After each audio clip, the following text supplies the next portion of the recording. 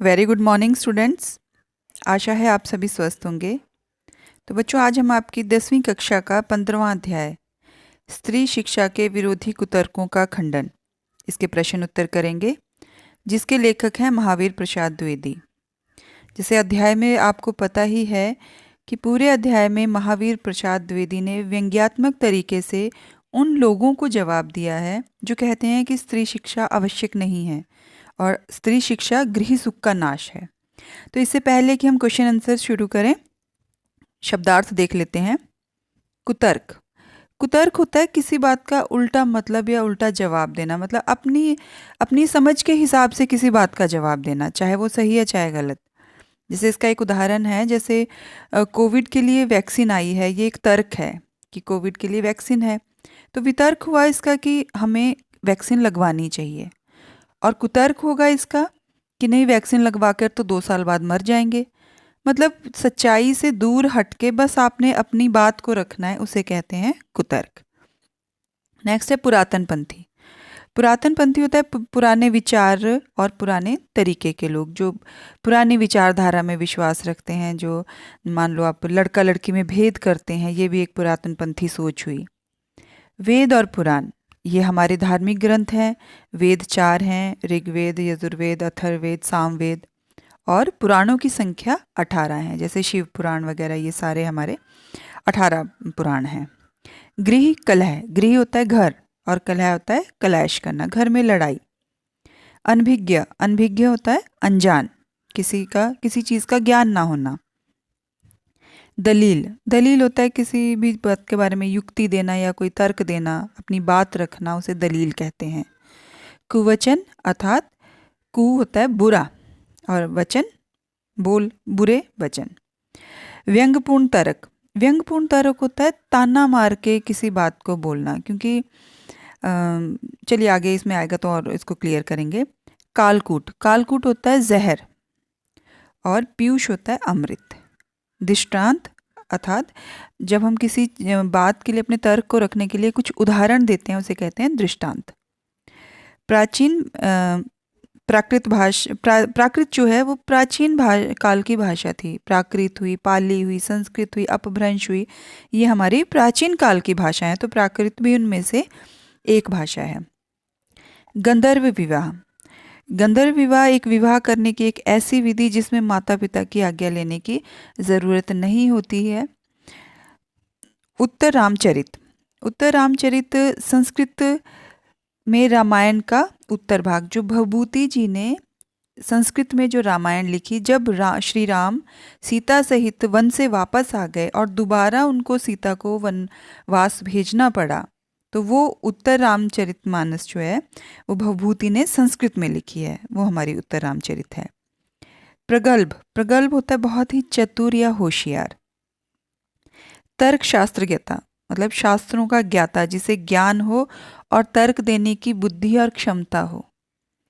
तो चलिए बच्चों शुरू करते हैं क्वेश्चन आंसर्स। तो प्रश्न आपका पहला है कि कुछ पुरातन पंथी लोग स्त्रियों की शिक्षा के विरोध में थे और द्विवेदी जी ने क्या क्या तर्क देकर स्त्री शिक्षा का समर्थन किया। तो पूरे अध्याय में जो है वो महावीर जी ने उन पुरातन पंथी, उस पुरानी सोच वाले लोगों को जवाब दिया है जो स्त्री शिक्षा के विरोधी थे, जो नहीं चाहते थे कि स्त्रियों को शिक्षा दी जानी चाहिए। तो उसके तर्क में उन्होंने क्या क्या बातें कही। द्विवेदी जी ने पुरातन पंथियों को निम्नलिखित तर्क देकर स्त्री शिक्षा का समर्थन किया। उन्होंने कहा कि स्त्रियों को शिक्षा मिलनी चाहिए। हालांकि पुरातन पंथी और दकियानुसी सोच वाले लोग क्या कहते थे कि स्त्रियों को शिक्षा नहीं देनी चाहिए, वो घर में रहें, अपने कपड़े धोएं, बर्तन धोएं, बस घर का काम काज करें और पुरुषों की सेवा के लिए ही उनका जीवन है, ये उनकी सोच थी। पर महावीर प्रसाद द्विवेदी ने उसका खंडन किया कि नहीं, स्त्रियों को पढ़ना चाहिए। और जो कुतर्कवादी थे उनका ये कहना भी था कि पुरातन काल में, पुराने समय में भी स्त्रियां पढ़ी लिखी नहीं होती थी, इसलिए आज भी स्त्रियों को पढ़ाना नहीं चाहिए, ये उन्होंने तर्क दिया। तो महावीर जी कहते हैं कि नाटकों में कुलीन स्त्रियों को उनके प्राकृत भाषा बोलने पर अपढ़ होने का सबूत नहीं माना जाता। कुतर्कवादियों ने कहा कि संस्कृत नहीं बोलती थी पुरानी औरतें, तो इसलिए वो अनपढ़ थी, तो वो कहते हैं पर प्राकृत भाषा तो नाटकों में बोलती थी, तो इसका मतलब ये नहीं है कि प्राकृत भाषा बोलने वाला अनपढ़ हुआ। तो इस तर्क को उन्होंने खारिज कर दिया, क्योंकि कुछ शिक्षित लोग ही संस्कृत बोलते थे, शेष अन्य लोग प्राकृत ही बोलते थे। क्योंकि उस पुराने समय में जो बहुत पढ़े लिखे शिक्षित लोग होते थे वो संस्कृत बोलते थे, पर आम बोलचाल की भाषा प्राकृत थी। जैसे आज के समय में अगर बोला देखा जाए तो अंग्रेज़ी का बहुत ज़्यादा क्रेज़ है और एक प्रभावशाली भाषा मानी जाती है कि जो अंग्रेज़ी बोलता है वो बहुत पढ़ा लिखा हम उसको समझते हैं। पर इसका मतलब ये नहीं है कि हिंदी, उर्दू, संस्कृत, बांग्ला, तमिल ये भाषाएं बोलने वाले अनपढ़ हैं। तो ये बात बोल के उन्होंने इस बात को खारिज किया। दूसरा उन्होंने कहा कि महात्मा बुद्ध जो थे उन्होंने अपना त्रिपिटक जो उपदेश ग्रंथ था वो उन्होंने प्राकृत भाषा में दिया था, और जैन बौद्ध साहित्य ये सारा प्राकृत भाषा में लिखा गया है। तो इसका मतलब तो ये हुआ कि जो महात्मा बुद्ध ने उपदेश लिखे वो भी अपढ़ों की भाषा थी, अर्थात ऐसा नहीं था।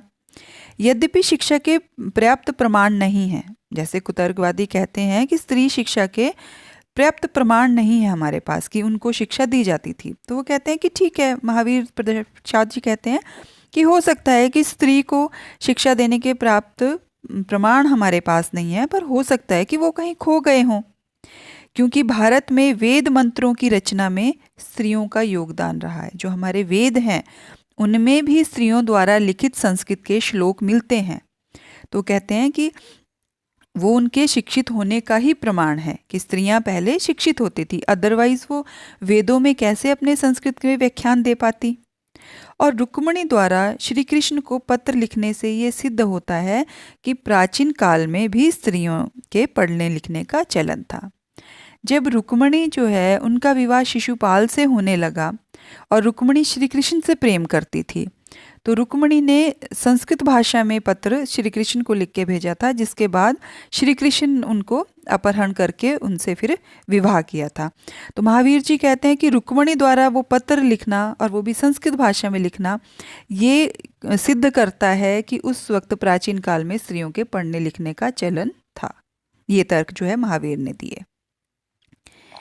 अगला प्रश्न है आपका, कुतर्कवादी कहते हैं कि स्त्रियों को पढ़ाने से अनर्थ होते हैं।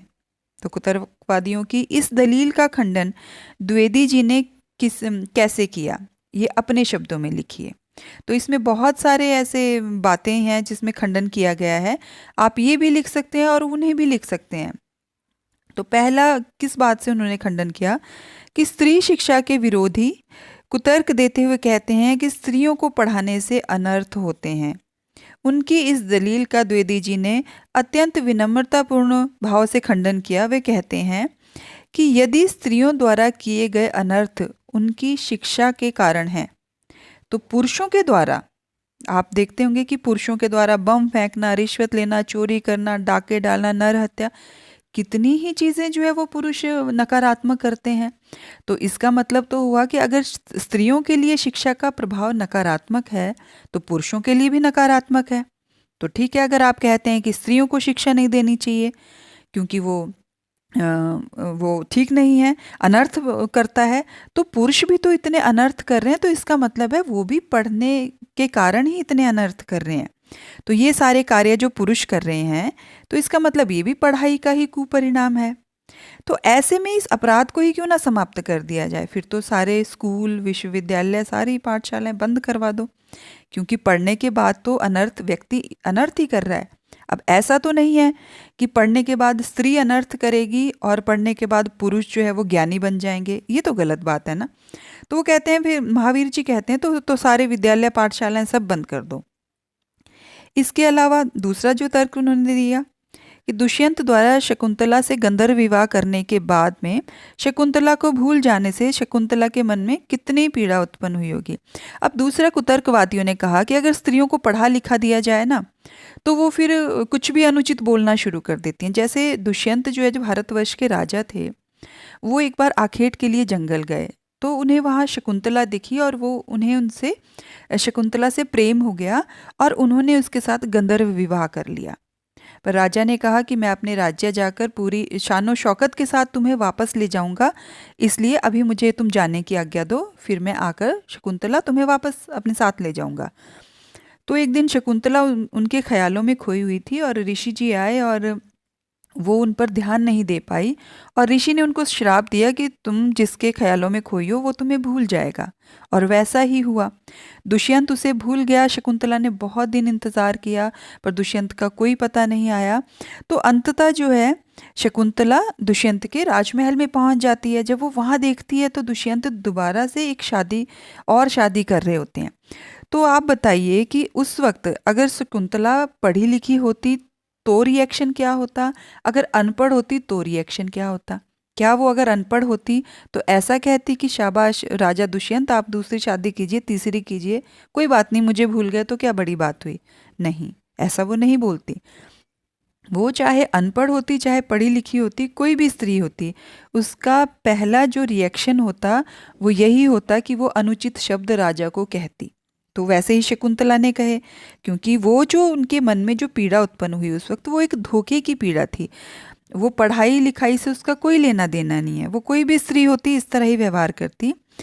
तो ऐसे में उन्होंने दुष्यंत को जो कटु वचन कहे, बुरे वचन जो दुष्यंत को कहे, वो उसकी पढ़ाई का कुफल नहीं है, उसकी पढ़ाई होने से अनर्थ होना नहीं है, बल्कि उसकी स्वभावोक्ति है। मतलब वो किसी की स्वाभाविक उक्ति है। स्वाभाविक अगर आपके मुंह पर कोई चांटा मारेगा तो आप उसे शाबाश नहीं बोलोगे, आप भी उसमें उस पर क्रोध ही करोगे। तो ये मानवीय स्वभाव है, इसमें पढ़ने लिखने का कोई लेना देना नहीं है। तो अगर शकुंतला ने दुष्यंत को कुवचन कहे तो उसमें वो दुष्यंत का शकुंतला को धोखा देना कारण था, ना कि शकुंतला का पढ़े लिखे होना कारण था। आपका अगला प्रश्न है, द्विवेदी जी ने स्त्री शिक्षा विरोधी कुतर्कों का खंडन करने के लिए व्यंग का सहारा लिया। अब व्यंग आपको बताया कि व्यंग होता है बड़ी सभ्य भाषा से किसी को असलियत से परिचित कराना। जैसे अगर हमने किसी मूर्ख को मूर्ख कहना हो और हम उसे मूर्ख ना कहकर क्या कहते हैं कि तुम तो कुछ ज़्यादा ही समझदार हो। ये हुआ व्यंग, कि मतलब ज़्यादा ही समझदार हो, इसका मतलब तुम तो नीरे मूर्ख हो। जैसे एक व्यंग उन्होंने ये बोला कि यह सब पापी पढ़ने का अपराध है, ना वे पढ़ती ना वे पूजनीय पुरुषों का मुकाबला करती। आप ऐसे अन्य अंशों को निबंध में से छांटकर समझिए और लिखिए। तो बहुत सारे अंश हैं ऐसे। तो ये भी एक व्यंग था कि महावीर जी एक मजाक उड़ाते हुए कहते हैं कि हाँ भाई, ये तो पापी पढ़ने का ही अपराध है। जो स्त्रियां पढ़ती हैं फिर पुरुषों का मुकाबला करती हैं, तो इसका मतलब पूजनीय पुरुषों का मुकाबला, मतलब पूजनीय बोलने का मतलब ये है कि जो पुरुष अपने आप को ज़्यादा ही पूजनीय समझते हैं वो पूजनीय नहीं है। स्त्री और पुरुष सभी बराबर हैं। इसलिए, और अगर स्त्रियां उनका मुकाबला करती हैं और तो वो कहते हैं कि स्त्रियों को पढ़ना लिखना नहीं चाहिए। तो इस व्यंग से एक उन लोगों की हंसी उड़ाई गई है कि जो लोग स्त्री शिक्षा का विरोध करते हैं। तो बहुत सारे इसमें अंश ऐसे हैं, यहाँ कुछ उदाहरण हैं। अगर आप ये लिखना चाहते हैं तो बहुत बढ़िया, अदरवाइज चैप्टर में से भी आप बहुत सारे उदाहरण निकाल सकते हैं। तो पहला जो व्यंग था वो ये था, क्या है, द्विवेदी जी ने स्त्री शिक्षा विरोधियों के कुतर्कों का खंडन करने के लिए व्यंग का सहारा लिया। उसमें से कुछ व्यंग जो हैं ये हमारे पास हैं। पहला, अच्छा, तो उत्तर रामचरित में ऋषियों की वेदांत पत्नियां कौन सी भाषा बोलती थी? उनकी संस्कृत क्या कोई गवारू संस्कृत थी, मतलब कोई संस्कृत नहीं थी, ये उनका मतलब था। तो उत्तर रामचरित जो है वो भवभूति जी ने संस्कृत में लिखी है। वो श्री राम जी के उत्तर जीवन का वर्णन किया है उसमें, जब वो वनवास से वापस आए उसके बाद के जीवन का वर्णन किया है। तो उसमें जो है ऋषियों की जो वेदांत पत्नियां, वेदों की ज्ञाता पत्नियां हैं, उन्होंने भी संस्कृत भाषा बोली है, मतलब उन्होंने भी उसमें अपने कथ्य लिखे हैं। तो वो कहता है कि वो कौन सी संस्कृत थी? क्या वो संस्कृत नहीं थी? अर्थात वो संस्कृत थी। अर्थात पुराने ज़माने में भी स्त्रियां जो है वो संस्कृत पढ़ती और बोलती थी। नेक्स्ट वो कहते हैं कि जिन पंडितों ने गाथा सप्तशती, सेतु बंधु महाकाव्य और कुमार पाल चरित, ये हमारे ग्रंथ हैं प्राकृत भाषा के, आदि ग्रंथ प्राकृत में बनाए हैं, वे अनपढ़ और गंवार हैं। मतलब जिन्होंने, इसका मतलब सिर्फ संस्कृत भाषा में जो ग्रंथ रचे गए वही लोग पढ़े लिखे थे, और जो प्राकृत भाषा में जिन लोगों ने ग्रंथ लिखे क्या वो अनपढ़ और गंवार थे? तो ये भी उन्होंने कहा। तो हिंदी के प्रसिद्ध अखबार के संपादक को भी अपढ़ और गंवार कहा जा सकता है। तो कहते हैं कि आज के संदर्भ में जैसे इंग्लिश का इतना बोलबाला है, तो आज के संदर्भ में तो इंग्लिश बोलने वाला ही पढ़ा लिखा हुआ। फिर तो हिंदी के जो भी अखबार हैं उनके संपादकों को अनपढ़ और गँवार कहना चाहिए, या तमिल भाषा में जो अखबार आ रहा है वो गँवार है, या उर्दू आपकी उड़िया हुई, कन्नड़ हुई, इतनी भाषाएं हमारी 22-24 भाषाएं, वैसे तो हज़ारों भाषाएं, पर जो जिन्हें राष्ट्रीय मान्यता मिली है, तो क्या ये सारी भाषाएं बोलने वाले अनपढ़ और गँवार हुए, सिर्फ अंग्रेज़ी बोलने वाले पढ़े लिखे हुए? ये तो वही बात हो गई कि पुराने ज़माने में जो संस्कृत बोलते थे वो पढ़े लिखे हो गए, और जो पाली प्राकृत भाषा बोलते थे वो सारे अनपढ़ और गँवार हो गए। तो मुख्य भाषा जो है हमारी संस्कृत थी, और संस्कृत ही सभी भाषाओं की जननी है, पर संस्कृत की भी जननी जो है वो तमिल भाषा है। सबसे पुरानी जो भाषा है हमारी वो तमिल भाषा है। दूसरा, वो कहते हैं कि पुराने ग्रंथों में अनेक प्रगल्भ पंडिताओं ने नामोल्लेख देखकर भी कुछ लोग भारत की तत्कालीन स्त्रियों को मूर्ख, अपढ़ और गंवार बताते हैं। इस तर्कशास्त्रज्ञता और न्यायशीलता की बलिहारी, ये दूसरा उन्होंने ताना मारा कि पुराने ग्रंथों में बहुत ही होशियार और चतुर जो पंडिताइनें हैं उनका नाम देखकर भी, कि उन्होंने वेदों में अपने श्लोक लिखे हैं, उनका नाम देखकर भी कुछ लोग भारत की तत्कालीन मतलब उस काल की स्त्रियों को मूर्ख, अनपढ़ और गंवार मानते हैं। तो कहते हैं कि ऐसे तर्कशास्त्र ज्ञाताओं को और इनकी न्यायशीलता को तो बलिहारी, मतलब मैं तो बलिहारी जाऊं इन पर, झूठ बोलने वालों पर, इस तरह से वो व्यंग करते हैं।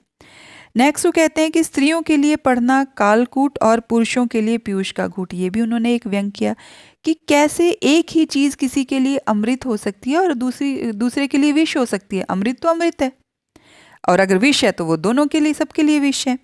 तो स्त्रियों के लिए पढ़ना कालकूट होता है विष। वो कहते हैं कि स्त्रियों के लिए तो पढ़ना विष हो गया, और वही पढ़ाई जो है वो पुरुषों के लिए अमृत हो गई। तो ऐसा कैसे हो सकता है कि अगर आप मानते हैं कि पढ़ना अनर्थ है तो ठीक है, महावीर प्रसाद द्विवेदी कहते हैं चलो आपकी बात मानी, तो पढ़ना फिर वो सबके लिए अनर्थ है ना। फिर तो सारे स्कूल बंद कर दो, पुरुषों को भी मत पढ़ाओ, स्त्रियों को भी मत पढ़ाओ। हाँ, अगर पढ़ाई लिखाई अनर्थ नहीं है और पुरुषों के लिए अमृत है, तो स्त्रियों के लिए भी वो अमृत ही है। क्योंकि जब एक पुरुष पढ़ता है तो वो एक अपने लिए पढ़ता है, फिर वो कुछ भी पैसे कमाकर अपने परिवार को पालता है। पर जब एक स्त्री पढ़ती है तो वो पूरे घर का वातावरण सजाती है, पूरे घर में जो है संस्कार लाती है, अपने बच्चों को पढ़ाती है, बच्चों में संस्कार भरती है। तो स्त्रियों का पढ़ना जो है वो पुरुषों के पढ़ने से ज़्यादा महत्वपूर्ण है। खैर, इस बात पर हम नहीं जाएंगे, स्त्री और पुरुष दोनों का ही पढ़ना महत्वपूर्ण है। तो महावीर प्रसाद द्विवेदी ये व्यंग देकर कहते हैं कि आज के समय में स्त्रियों का पढ़ा लिखा होना बहुत ज़रूरी है, क्योंकि एक स्त्री जो है वो पूरे परिवार का संचालन करती है। अगर वो पढ़ी लिखी होगी तो वो उसी तरह से संचालन करेगी। अगर वो एक स्त्री अगर पढ़ी लिखी नहीं होगी तो उसकी संतान कैसे राष्ट्र निर्माण में सहयोग कर पाएगी। तो स्त्री पुरुष दोनों के लिए पढ़ना ज़रूरी है, और तभी वो दोनों कंधे से कंधा मिलाकर अपने राष्ट्र निर्माण में सहयोग कर सकते हैं। तो ये थे आपके 3 क्वेश्चन आंसर। आई होप कि आप सबको समझ आए होंगे, and thank you and have a nice day.